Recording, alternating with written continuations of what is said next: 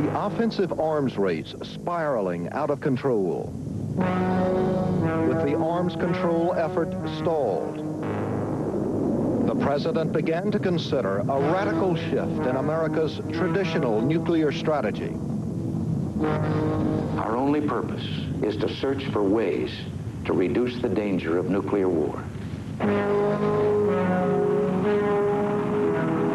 fellow Americans, tonight we're launching an effort which holds the promise of changing the course of human history. To move away from our reliance on mutual assured destruction, the president would consider a long discounted strategy.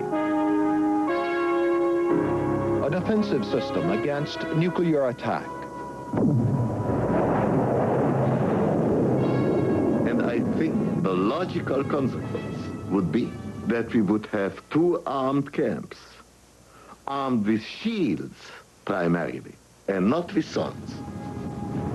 And I think shields are just very much less dangerous than swords. Nationwide defensive systems were outlawed by treaty in 1972. They were considered destabilizing, likely to set off an increase in offensive and defensive weapons, increasing the chances of war.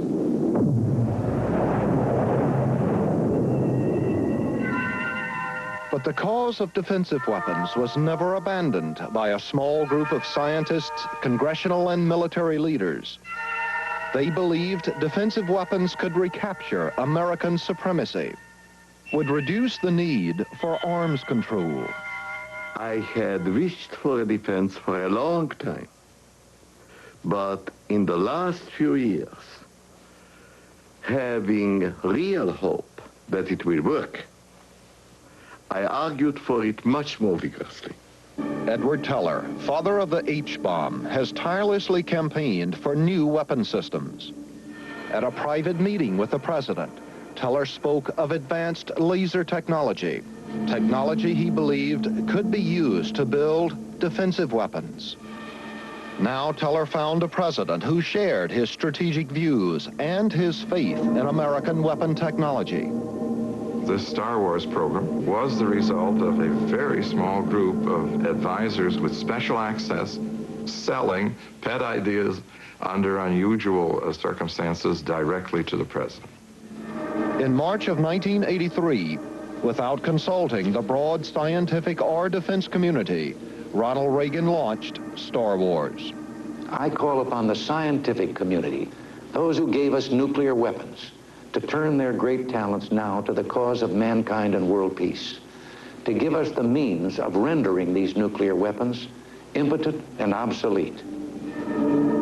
The president's call for a defense system would prove to be one of the most controversial decisions of the arms race. The president's proposal was startling: to move beyond the suicidal terms of mutual assured destruction by erecting a defensive fortress in space. Many Americans, weary of living in the shadow of possible nuclear attack, responded to the idea.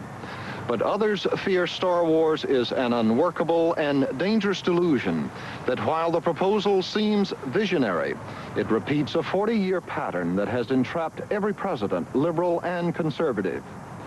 Failing to break through the deepest political tensions propelling the arms race, each has sought a technological deliverance from a threat created by earlier technologies, has sought security in new scientific advantage.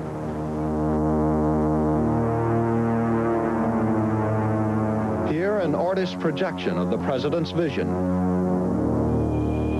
Banning into space, a layered defense to protect the country from nuclear devastation. U.S. spy satellites would watch the world below, detect Soviet missiles blasting off, compute the position and speed of each missile, alert battle stations in space, on Earth.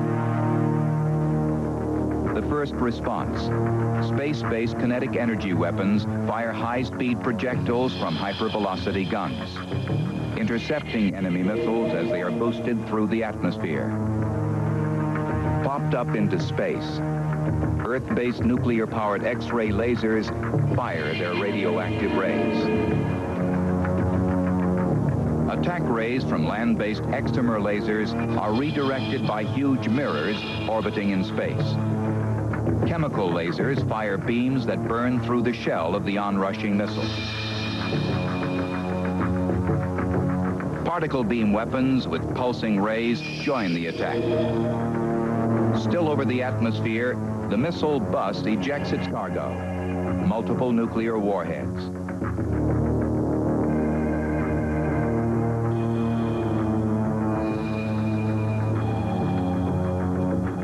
As the remaining Soviet missiles now arc towards the U.S., ground-based projectiles are volleyed into space. Their giant steel ribs shatter the enemy weapons. The final minute. The surviving warheads enter the atmosphere above the United States, are attacked by laser-equipped planes. Earth-based lasers and ABM rockets eliminate the last warheads. The administration's original claim for the Strategic Defense Initiative was that it would be a perfect defense. The president's